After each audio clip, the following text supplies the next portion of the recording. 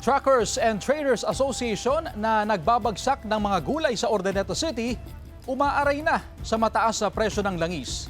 Sundan sa report ni Joel Fernandez.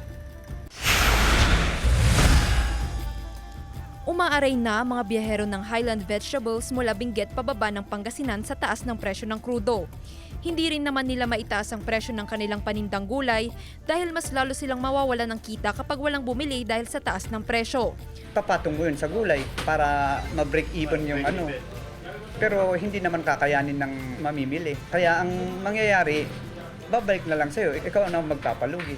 Nabawasan na rin ang pagbiyahe ng lowland vegetables sa mga bagsakan market upang maibenta sa publiko. Kaya matumal ang kita ng mga vendor. Bihira yung mga na dating mga biyahero, imbis na araw-araw, 2 beses na lang isang linggo. Paliwanag ng presidente ng Baguio Benguet Trucker and Traders Association, mas malaki ang ikalulugi ng mga biyahero ng gulay mapa-highland o lowland kung araw-araw silang babiyahe.